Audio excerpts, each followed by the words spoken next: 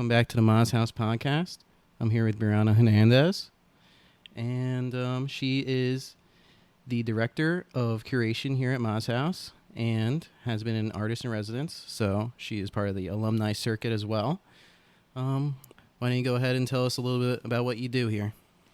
Awesome. Thank you for having me. I'm excited to be on the new podcast. It's really exciting that we've all gotten these new positions through CRNY, so it's also a pleasure to be working with you as a colleague. I came here about a year ago as well, kind of in conjunction with this 1-year anniversary of hosting artists, but I came here as like a permanent resident. I moved in with Jeremy, and we've been kind of managing the day-to-day of the space for a while, but now I'm formally curating the gallery and outdoor space, so we're just getting started. I'm trying to make a plan for that. And then I also had a June residency here as a special kind of honorary residency for the artists who also live here. As some folks might know, Denise, Jeremy's mom, also had her residency in February, so it's kind of like this great circuit of being involved as artists and then being involved as employees. I have yet to be an artist in residence, but I'm hoping to in the at the end of this 2-year contract we got going on. Mm-hmm. I'll probably premiere my documentary here, or if not, Jeremy doesn't have me, then I'll go to movie theater. I'm the director of curation, so True. We can have a conversation. True, we could do that, as long as he doesn't somehow go around the back end with the board of directors, which you're also on, I'm and also kicks me out. Board secretary, Yeah. so I have a little bit of sway. Yeah. Okay, so you're also a death doula. Mm-hmm. What is a death doula? For people that don't know. Yeah, so a death doula can look like a lot of things, but I think the easiest way to describe the high level of it is thinking about what a lot of people know more about now, which is a birth doula, is someone who supports, the birthing process and making sure that everything goes according to the client's birth plan, and comforting and supporting, throughout either while someone knows that they're pregnant and they're preparing, or during the active birth process and even afterwards. And so death doula is kind of a similar thing, only you're supporting the dying process. And it doesn't necessarily mean the literal moment of death. It can also, kind of like birth planning, it can look like writing out your advance directives. So helping understand what are the documents needed to make sure that my wishes for where my body ends up, or, who is taking care of my medical decisions if I'm unable to. Going through all that paperwork with someone is kind of like a pre-planning way that a death doula supports someone through the dying process, even if they're not sick or they're not anywhere near dying. And also in the active dying process, a lot of death doulas are kind of associated with sitting bedside and helping families hold vigil, preparing rituals that are either culturally specific to that client or more general that can provide kind of a sense of closure and peace and meaningfulness with the family, like washing the body and then knowing, what happens afterwards. How do you deal with funerary decisions when it comes to cost or religious views or cultural practices. And so just kind of being a guidepost for those things. And death doulas have many specialties, so you don't have to be everything to everyone. But for me, I focus a lot on the educational aspect. As an artist, all of my work deals with death and grief, and so I incorporate education on end-of-life planning and open conversations about grief into my artist workshops. And so for me, that's kind of like my death doula specialty, is using the arts to educate on end-of-life care, end-of-life planning, and the things that normally come with that. That's very cool. I did not know about that about your art, but now I get to see the full picture of everything. So you did a very good job of describing what it is. Oh. But is there a myth about being a death doula that you would like to debunk, if you can think of one? I think people are just starting to more the general public is starting to understand that death doulas exist and what they are. And so there's kind of a dual myth, I think, that's happening. One is that people think this is something new, which it's not. It's kind of a resurgence of a practice that exists in many forms in many cultures around the world and has for basically since the beginning of time. It's just called different things to different people.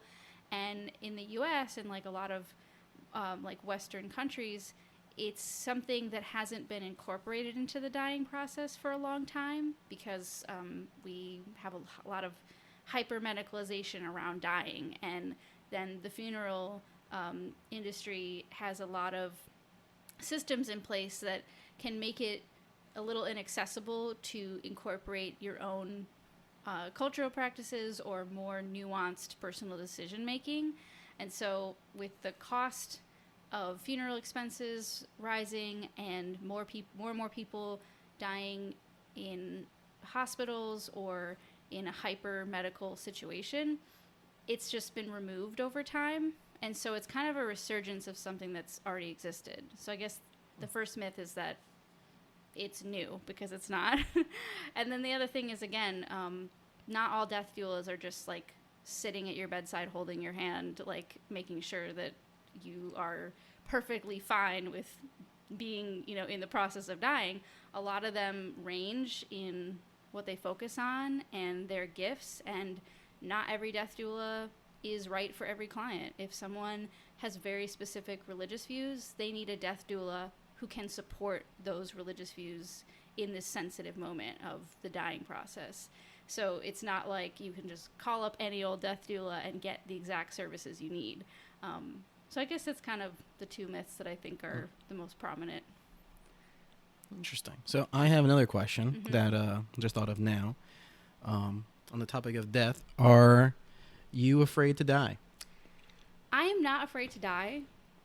I am afraid of being in extreme pain, especially chronically, when it comes to the active dying process. And that's because I got to witness it firsthand. I was my mother's caregiver in the final year of her life.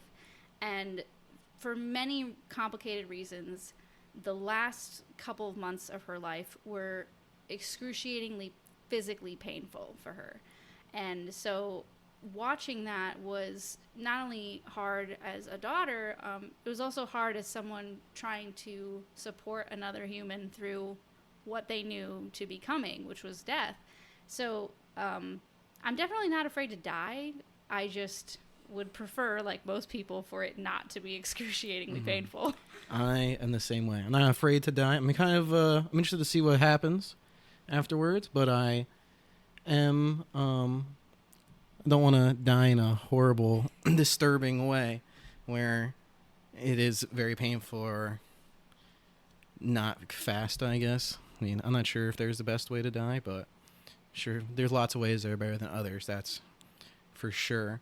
So, I mean, this is a probably a touchy topic for people, but what are your thoughts on assisted suicide for people in those situations?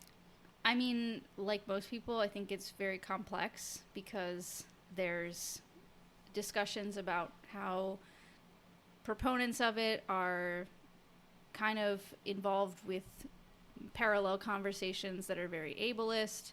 And then there's also, you know, bodily autonomy that we have to take into play. I think it should be more accessible in just a general sense, in terms of like there's, you know, 1 or 2 states where you can get a very specific type of medically assisted suicide, or you have to like go to another country. So I think it should be more accessible in the general sense of like, because these things vary state to state, it makes it hard for people who are a right fit for it to actually use it and make their end-of-life experience more what their desires and their wishes are aligned with. But I don't think it's like a one-size-fits-all. And I do think that, like, if more people had honest conversations about death in general and about what they want their end-of-life to look like, then we could probably find solutions for medically assisted suicide that are, you know, more attuned to what the average person is looking for when they decide, hey, this is something I need to seek out, you know, for my my medical care, for my end of life wishes, and for the general, peace and sensibility that my family and loved ones have. I agree. I think for people definitely have more honest conversations about it. Which hopefully, maybe if people listen to this, they'll be like, I haven't really thought about it in that way. How? And it's very interesting that, to me, the assisted suicide will give people a chance to, like, take back their final, act. Be like, if it's something they don't know when it's going to happen, and it's just, like, the mental strain of the waiting game, you could at least know when it's going to happen, at the very least. I'm sure people definitely have lots of pros and cons to that type of stuff, but to each person, getting to make their own decision seems like towards the correct choice. So, moving away from death for now, we will probably circle back to it at some point. Where did you grow up? Where did I grow up? That's not the turn that I was expecting this to go in, but I grew up kind of between more, not entirely rural Wisconsin, but small town Wisconsin and small town Texas. I did not know that. Yeah, my mother's side of the family were Mexican American, and she was born in Texas, like south of Austin, and they were migrant workers, so they'd go back and forth to Wisconsin for, agricultural work. And she ended up having me in Wisconsin, but then we would still go back to Texas every year. Just like, it's like a normal, kind of trip or ritual or whatever you want to call it that's in the pattern of the family. And so we would just go back every summer. So mine was kind of split. Like, I went to school in Wisconsin, but I spent so many, pretty much every summer down in Texas that I felt kind of back and forth as well. Very interesting. I was kind of a similar situation. Just I spent a lot of time. I was born in Southampton, hospital here. I was actually almost born in Singapore. What? Very, very close to being born in Singapore. My mom and dad were living there because my dad was working on some magazine over there, and I think it was getting awfully close to me being born. So they came back over here, and then moved around a lot. Mostly lived in New York my entire life, and then was in Westchester for a long time. We'd come back for most of the summers. And now I am here a lot, so that feels like it's like returning home when I come here. It's just a whole different experience than being anywhere else. It feels like the last piece to a puzzle, kind of like you get here and you're like, okay, I'm home again. So I've been asking a lot of people about how they discovered Ma's house and all that, but obviously it's not really pertain to you. But how did you meet Jeremy? Actually, how I met Jeremy is kind of tied to how I, found out about Ma's house, which is that we were both at an artist residency together in Santa Fe. It's a Santa Fe Art Institute, and we were there during the kind of beginnings of the pandemic, and so we had a very strange, not normal residency experience that ended in a lot of people leaving early, and the few of us who stayed until the end were just told to not leave the building. And the only reason I didn't leave early is because changing your flight at that point was such a pain. And then I ended up being one of 5 people on my flight home, so It kind of worked out for me. But we were there together, and we're just, got to know each other on a basic, artist level, and then stayed in touch. And when he started the project, way before, renovations were done, way before anything was set in stone about how it was going to function, he was just like, hey, I'm working on this, and, if you apply, you can be on the wait list of applicants. And I was like, sure. And so I started applying, and then just throughout the conversation about Ma's house and about what we were both working on, just got to know each other a little better. Very interesting. I had no idea that's his residency. Actually, I may have been told that, but you guys have at least some shared trauma from that residency, which strengthens your bond. It's funny because I know that for some people there, it was very traumatic, the shock of being pulled around the table with the staff and told what was going on, and they were all deciding flights to get home and all these things. But for the few of us who stayed back, it was this surreal, like, fun bonding time. I know that sounds really weird because it was such a chaotic time for most people, but we were really insulated in this house that we joked it was like a reality show, because it was a square that you could walk all the way around, and in the middle was a courtyard that you couldn't access from the outside of the building. So it felt like a little fishbowl, like on a reality TV show. And after that announcement, every night one person left the house. Really? Wow. It was like, oh, who's getting kicked out tonight? Wow. And we did the whole stereotypical watch Tiger King, ate a lot of junk food, drank a lot of wine. And then I flew home and was alone, like totally alone for a while. And that's for me when it started to get like, oh God, this is all happening. And what does it mean? And what am I going to do now with everything shut down and being just totally isolated? I remember when it was before they shut down. This guy in my work, he was very, very concerned about COVID but that was before like anyone really thought it was gonna be a big problem in America. But every day he would put up on like the TV, the cases going up. Someone was doing a live YouTube stream of the cases, like across the world, and every day I'd like show up and he'd be like, "Oh my God, Hunter, it's happening."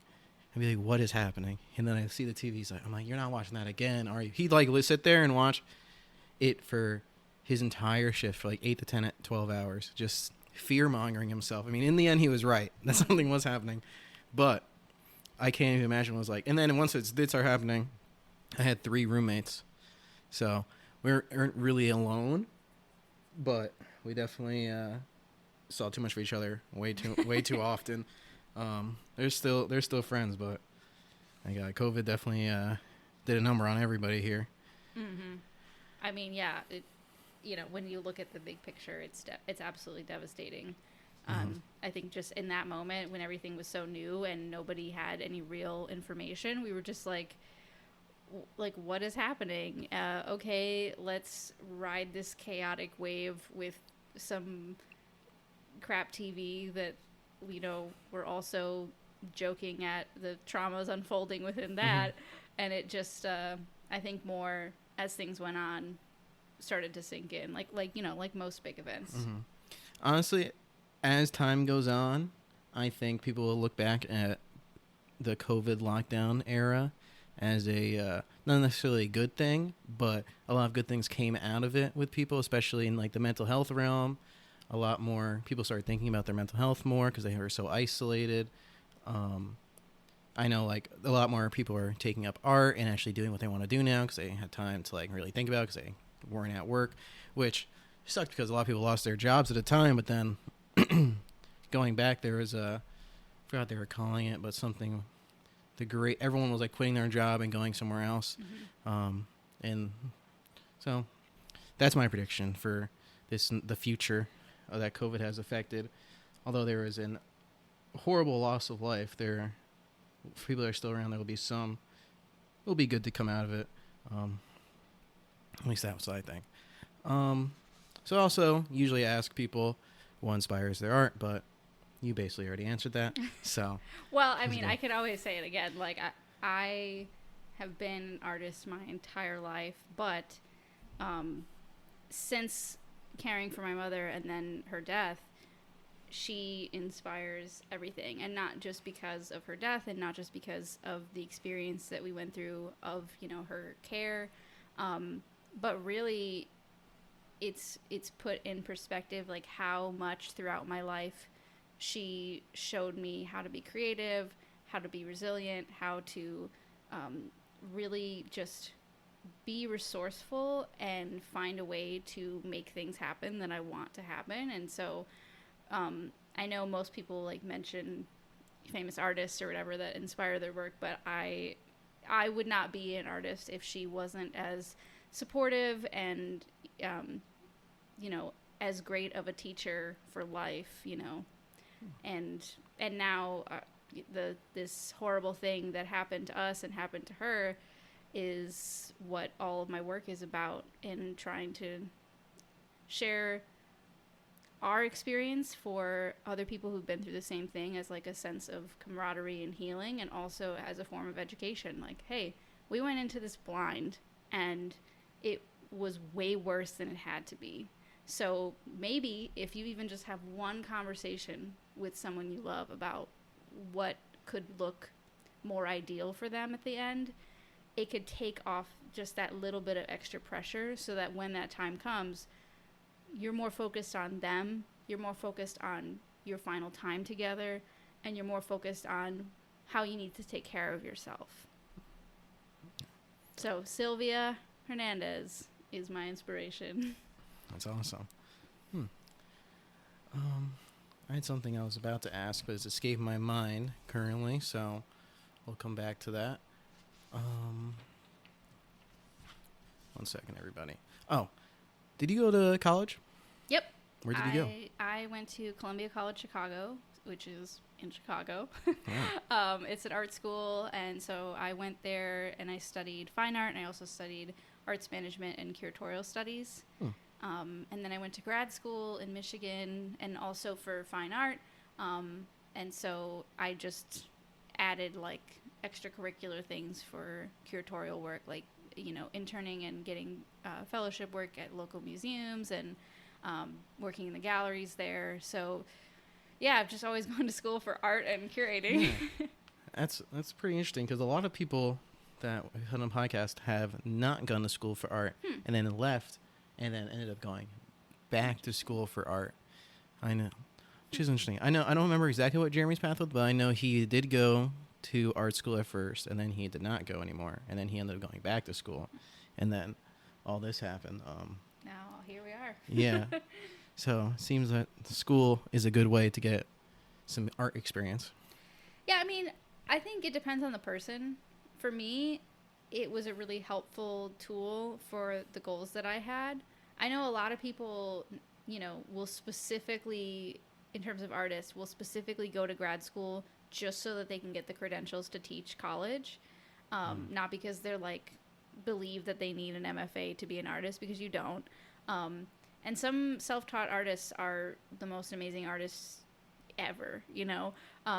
But the way that the art world works, it makes it tricky if you don't have those things. So it's kind of like you kind of have to take the good with the bad and with whatever route you choose. Like if you don't go, there's going to be some discrimination about not having a degree, or maybe it'll be harder to make connections and network unless you already are part of a network. But if you do go, obviously there's accessibility issues with school. And then also people in art school always joke about how afterwards you have to unlearn all the stuff they teach you about how art should be in order to really like reach your potential. Like you have to learn the rules, and then you have to unlearn the rules and break them, because there's a lot of elitism. Obviously art history is dominated by like westernized views of what art is and how it's talked about. So it's tricky, because when you're in it, you don't always know. Like you just think, I mean, at least for me, when I was really young, I'm like, oh my God, I'm going to art school. This is the coolest thing ever. And then I got older and I was like, wow, like this really put some not so great embedded thoughts in my mind about what my art is supposed to be. And so trying to, you know, sift that out. So I think it depends on the person, and it also, you need to be aware of what your choice means for your work. But either way is good. Interesting. I did not go to art school. I went to college in Buffalo, and then I left, and then I was like, I want to be an artist. So I did videography stuff, lots of music videos, because I think video is such a cool medium, because it includes music, and if you have like a painting and you're showing that painting in the shot, you're doing that on purpose, so it means something. So just it's like a giant collaboration between all the mediums, or it can be at least. And my friends that have gone to like film school or whatever are always actually telling me, he's like, yeah, there's all these rules, and the best directors break them and then make their own thing, and then and then they're like, oh, that's the one way you're allowed to do it is if you break the rule like this. So sometimes I do think of new ways. I want to find a new way to break a rule, and it'd be called like the Kubrick stare. Yeah. Yeah, I want to have like, I don't know what's gonna be, the hunt or something, or the begun. Who knows? Hell yeah. Who knows what it'll be, but it'll be something. Yeah, so this is kind of a weird question, but it circles back to the death topic. Do you believe in ghosts and spirits? And if you do you have a paranormal experience to share? I don't know if I believe in it or not, in the sense of like, I don't have a definitive answer, but I think that sometimes stuff happens that I can't totally explain, and there might be an explanation out there, but I haven't, looked into it deeply. But like day to day, I don't give it a whole lot of thought for my personal life. But I do incorporate a lot of symbolism of that in my work, because I think that the dying process is kind of otherworldly almost. Nobody knows what happens after, and in the active dying phase or phases, a lot of people who are dying will describe, seeing things or talking with people who are deceased, or going places when they haven't moved out of their bed. There's a lot of conversation around people who've had near-death experiences coming back and like talking about things that they've seen. So I think it's important for the conversation of death to be open to the possibilities of what that looks like in general, and then also when you're talking to someone who does believe that, whether culturally, spiritually, etc., like being respectful that like people are going to have different perspectives on that. But I do have, like I said, some experiences that I can't fully explain or understand. And actually, I have a new film still / in progress video about one of those moments. Oh, wow. Which is that I don't think I've ever mentioned this like to someone other than one of my friends in a grief group, actually. But there's this thing. So let me backtrack a second. I'm really interested in neuroscience. And so I've read a lot about different types of hallucinations. And there is categories, like there's hallucinations that happen as you're falling asleep or as you're waking up. There's hallucinations that happen because, like, let's say you develop blindness in one or both of your eyes throughout your life, your brain can start to kind of have you visualize things as like a sensory gap, and it's like filling in information from what it already knows. So there's different categories of hallucinations, and I experienced something that I think would typically get categorized as a grief / sleep hallucination, but I don't actually know or believe exactly what it was.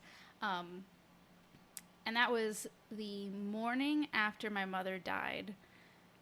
It was very early. I was in and out of sleep all night, so I was a little bit like, what time is it? I don't know, but it was still not quite bright outside.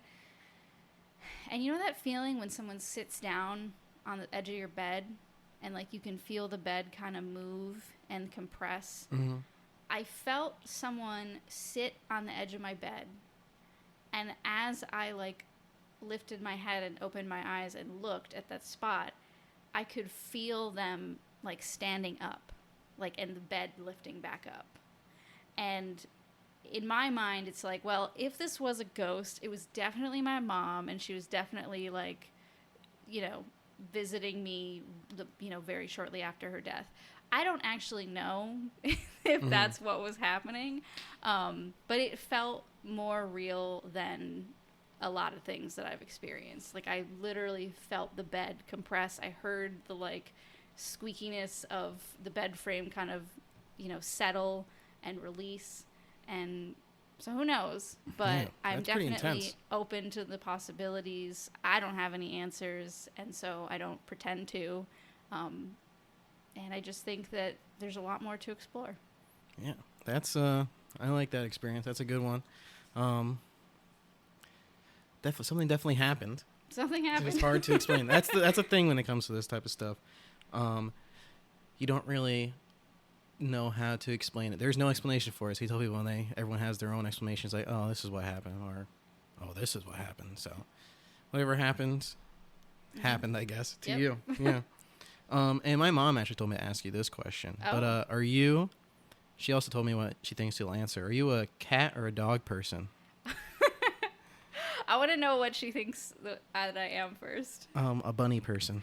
Oh my God. Yes. Okay. I had a bunny for like 10 years. Her name is Hugo. She's so sweet. I love her so much. Miss her dearly. I'm definitely a bunny person. 100%. I think they are the most precious little angels to ever grace this planet. Really? Wow. They're so perfect. Like, I like bunnies. They look, you know how like when cats or dogs are babies, like it's like, oh, little puppy, and then they grow up and they're a dog and they're still cute, but they're not puppy cute anymore. Mm-hmm. Bunnies are always tiny, like, and fluffy and adorable. And they just eat grass, and they are very social and smart, and they just snuggle all day, and then they run around and jump in the air because they're so excited to be bunnies. So anyway, I'm definitely a bunny person. But if I had to choose between cats and dogs, it's 100% dogs 100%. every day. That's what I thought. Yeah. You seem to like Bear. I love Bear. Oh my God. Such a sweet dog. I so like Bear chill. too. He actually, I think it was yesterday, maybe 2 days ago. I didn't know Bear was there. It was the morning or the afternoon after our 5K. Okay. I had been up most of the night before and I did the 5K. And I was like, oh my God, I need to sleep. I had an insane, crazy weekend. But I was like, I need to sleep. So I went to sleep and I woke up and exited my room and I looked to my right and I catch a glimpse of a black creature. I'm like, oh my God, what is that? And then my eyes were messed up in the morning. So I'm like, oh, that's Bear. He knows me. Bear does not like me all of a sudden for no reason. Just in that one moment, because I think I scared the hell out of him because he had no idea I was there. He also scared me because I had no idea he was there.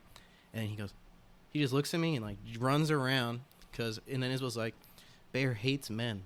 Did you not know that? And I was like, I did not know that. Bear's never had a problem with me before. So I didn't know that either. I am a dog person. I like cats. I like bunnies.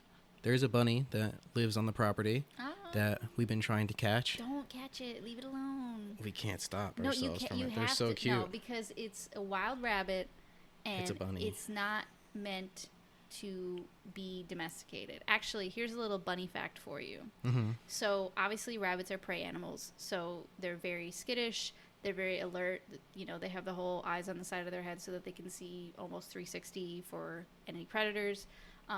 But domesticated rabbits actually have the center of their brain that is like the fear center is smaller than the fear center of wild rabbits. Like, they have been bred to be less afraid of their human companions. So it's actually really bad to try to catch a wild rabbit. You're probably going to give it a heart attack and it's going to die. No. Or it's going to break one of its legs trying to jump away from you because their legs are very powerful. But if you're holding on to them tightly, it can just snap.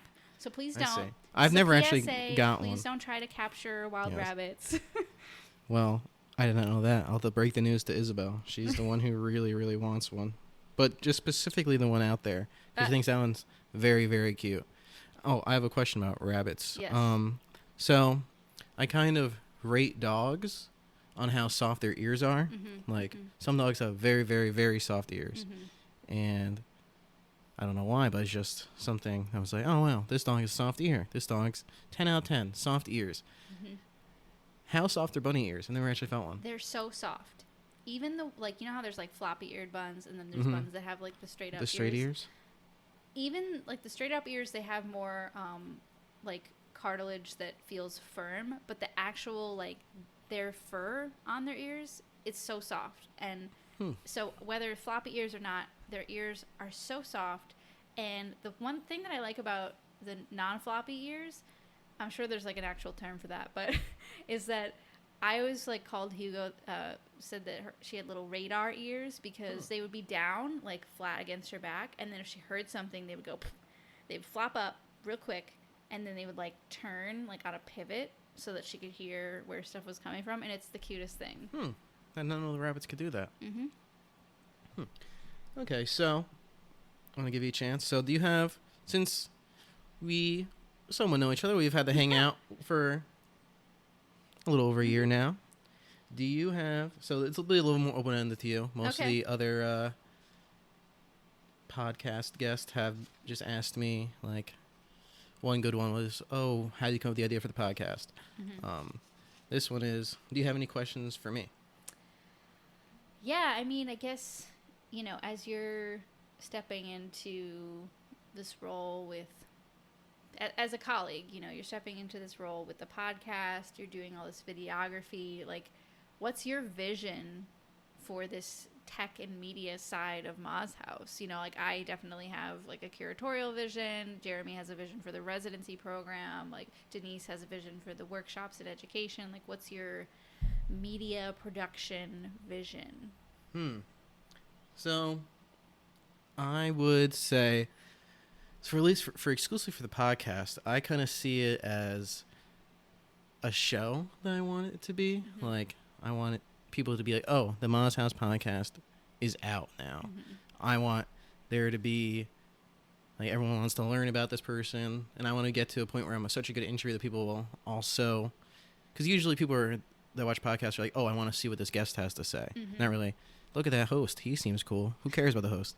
But I want people to like me as a host and think it's like so interesting that no matter who I have on, they'll still enjoy the podcast. So for that, I'd like to find the sweet spot between funny and educational and interesting topics. I think it's going to be kind of difficult to find that, but we'll see. It seems like you're already striking a balance. I mean, even just as a guest, I feel like we've kind of gone back and forth on that. I hope so. I've been trying. And for like the entire thing, I kind of, when people think of Ma's House, I want them to think of like the production side of things as well. Like, oh, I missed this person's art gallery or open studio night. I know that we can just watch it online also, and we won't miss everything. And we'll still get something. So, yeah, honestly, I'm still working on what I want what it can be, because I don't want to limit like what's in my head yet, because I don't know. I just don't know what it could end up being, because we're so early into it, and I feel like it's going pretty well. I think I'm gonna end up doing, like, the podcast feels like just the beginning, and then we'll see where it sends from there, because hoping to get sponsors, and then we can up the production value, and then we don't have to be in the basement with the lights turning off on us randomly. Although it adds a little fun to the podcast. Yeah, it does feel like if there was a video component to this, it would be like a whole, quote, vibe, unquote, as the youth say. As the youth would say, yeah. I'm joking. I'm not even that old, but I feel like there's this whole divide with, I guess, middle-aged millennials. I mean, speaking of which, I would love to have like a TV here, and I'd be like pulling up something on my computer and be like, what do you think of this? And then we could have a discussion. Or then I could be like, oh, I saw this funny video. Let's discuss this, whatever. Or could be just anything I want to bring up. And then we could all see it.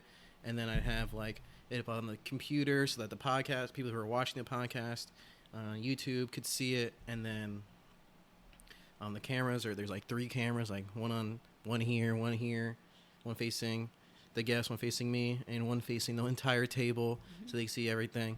And then there'd be my producer and my sound person that does sound bites on the fly while I'm saying things. That'd be fun. It would be fun. I'm hoping that my sister Isabel could do that one day. I want to get her a production credit on at least one episode. Nice. While we're here, have her just make some fun sounds or something. And then I would also like to expand if like we get some good fans, then we can expand who our guests are and who would actually like someone could be. I want to be on this podcast. They're not even an artist in resident yet. I don't know. Like at this point, I'd be like, well, we have to focus on the artists in residence, and we already have so many people that we had to. We're backtracking kind of with the alumni circuit, as I'm calling it. But in the future, like, for example, like I would like to have the Shinnecock kelp farmers on. I'd like to have Kelly on, Tila, and then maybe even some like. I would enjoy having like some musicians on. Well, also, I mean, you know, as we ramp up the gallery space, we just put out this open call. We're going to be having more scheduled, like, long-term shows instead of this pop-up format. And those shows could very well be people, actually, we're hoping to be people who maybe haven't gone through the residency yet or live too far away, but they can ship out some work. And so in that case, you know, I would love to have artists who are featured in the gallery be a part of the podcast, even if they're not residents, and just kind of showcase who it is that we're, you know, having a solo show for. Me and Elon Kaditz were talking about attaching like a voice thing to people's artwork, especially if it's like a painting. Then that artist could also, just for example, like it has a QR code at the bottom. Oh, what's this? They scan it, and that goes right to like the artist, either talking about the podcast, either on the podcast, or they're just like talking about the piece of art, which I think would be cool. Yeah, and I mean that's a great feature to add to. We could, if we had the clip, we could honestly add that right now to the virtual tour that's up of the current show, which is A Year First, featuring alumni and staff. So you are featured in the show right now, which is really cool. Because we have that virtual tour up, and there are ways that you can zoom in and click on the text that's there. You can click on things to purchase, and so to be able to add other types of media, I think would be making it more dynamic and also more accessible in terms of how people are experiencing shows. That'd be cool. We could definitely do that then. Yeah. We'll discuss after this. Let's talk. Let's have a meeting. Discuss about that. Let's see something. Yeah, I guess this is my second piece of art that's ever been on display in Ma's house. Wow. My first, both of them have been renditions of Ma's house, the outside. I should do a series. This one took a lot more time than the first one I drew for Jeremy. But Jeremy's actually also in the photo. He's saying I love art with a little text box on him. And so, speaking of A Year First, the video is basically done. So anyone hearing this now can go ahead and check it out. Should be pretty cool. Currently trying to figure out if I want some type of fancy smancy like intro thing where it's like all cool, or just a normal like Year First thing. And then I have lots of ideas floating around about the intro and the outro, because that's where we can I don't want to like distract from the actual art with all these like edits going on, because to show off the artist stuff, not like my particular editing skills at this time. But the beginning and the end are where I could get a little fancy. Yeah, get a little fancy. And shout out to Isabel Begun for recording some footage while I was away. She did a pretty good job. She was on it. Yeah, she was. She took a lot of good photos too. I think there's going to be a slideshow coming out, if I'm not mistaken. So we have about just a few more questions, and then you'll have some time to discuss, to like plug your social medias and everything. When you started doing art, I mean, since you've been doing it your whole life, I guess, before you left for school to do art, did you have like a dream of what was your artistic vision for yourself?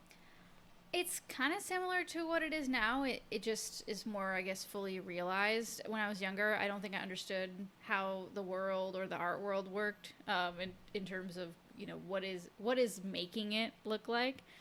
But similarly to now, when I was young and just thinking about going to art school, I was like, I want my life to be about art. I want to make art all the time. I want to show my art. I want to be known as an artist. Like, you know, some people are like, I want to be known as, insert profession that is their dream job. I was like, I want to be an artist.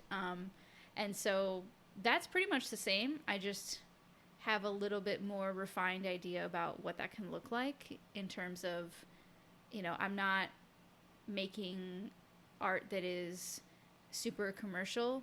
And what I mean by that is I'm not making X number of products to be sold at X number price in order to support myself as an artist living off of their work. My work is much more site-specific, installation, and media-based. And so my focus in terms of support for that is to be looking for granting opportunities and using my creative skills to find sources of income that allow me to be creative, but also allow me to make my work the way that I want to make it. So obviously with curatorial studies, I've been working in different types of curatorial positions. Obviously being Ma's House curator is really exciting because I have a lot more independence on the type of shows that I want to do. But I've also had the privilege of working at institutions, like right now being curatorial fellow at the Parish Art Museum, and so I get to work with artists like Hank Willis Thomas, who I'm a huge fan of, and the Four Freedoms Art Collective for their show Another Justice. And so for me, it's this range of combining those creative skills that I have with other opportunities to be able to focus on the work that I want to make. Whereas when I was younger, I think I did have this idea that I had to make a product, sell a product. And now I'm like much more flexible with that. So yeah, I think it's pretty much the same, just more mature. Very cool. So you're basically did what you set out to do. Yep, I did. It's pretty cool. I'm pretty proud of that because it has not been, and the journey's not over, but it has not been this easy, seamless, like straightforward thing. So I'm really proud of like how far I've come and the kind of groundwork I've set to go even further. So amazing. Every time I feel like I'm doing what I'm supposed to do, I was listening to this song called "I Wonder" by Kanye West, and it's basically about just being in that moment when you're like, oh, I'm at this point where I was like, that was my plan the whole time. It always makes me happy to be like feeling that way. Yeah. So, well, we've reached the end, but before that, I'd like to give you the opportunity to plug all your social medias. You can endorse anything you want to endorse. This is your time to say whatever you want. You could tell everyone to go check out anything. Go tell everyone to check out your cousin's Etsy shop. It does not matter to me. It's your time to say whatever you want. Oh gosh. Well, first I just want to say thanks for having me. It's nice to share in this capacity, and hope to share more of my artwork with visitors in the future, even as a curator here, because that's what, where I come into this work from as an artist. And related to that, another huge, note and nod to my mother, Sylvia, who is the inspiration for all of my work and my being as an artist. And I also wanted to give a shout out to Luna Peak Foundation. My dear friend runs this small nonprofit. It's an aunt-niece duo, and their work is focused on supporting the cancer and grief communities through books and workbooks and online support systems. And they have many great assets for people who are looking for resources. They have work that is focused on giving hope to newly diagnosed cancer patients, and they also have work that's focused on humanizing how unique grief is for the person, for the type of loss, and for the amount of time since loss. So I always like to list them as a resource when I do my art-based workshops on end of life and grief. So I have to plug them. And then for my own stuff, if you want to see some of my videos about grief or my sculptural work about end-of-life care, you can find most of my finished work on my website, which is briannalhb.com, BriannaLhb.com. lhb.com. And I post some, different types of updates on Instagram, which is Instagram at Brianna LHB, so it's the same thing. And yeah, I'm always working on new stuff. Each series is ongoing, so something that's up on the website is part of like an ongoing project. So circling back in a week or a month, you'll probably see something new. So I make it really accessible on my website so that people who maybe can't see my shows in person or are looking for resources can have that as kind of like a platform to find healing and education. I don't use it as like a sample page. I really use it as like, here is what I'm working on for people to experience and have their own time to process what they think about these topics, because they are so heavy that sometimes people need a little bit more time on their own to think, well, what does this really mean for me? So it's all online for people to take at their own pace. Awesome. Mm-hmm. And if anyone listening wants to come see some of Brianna's work, it is currently up at Ma's house right now by appointment only for now. Do not show up at 9 a.m., please, with no appointment. 9 a.m. with an appointment, you're good to go. Without, you're getting sent back home. All right, well, thank you so much for being on. It was a pleasure. Thanks for having me. Yeah, of course. I'm sure you'll be back on again someday. Ooh. Some catch up now that we'll do a check-in once a year. We'll do a new, everyone who is is one of our coworkers. We'll do a yearly podcast. So we can do one giant one together. That might be kind of cool.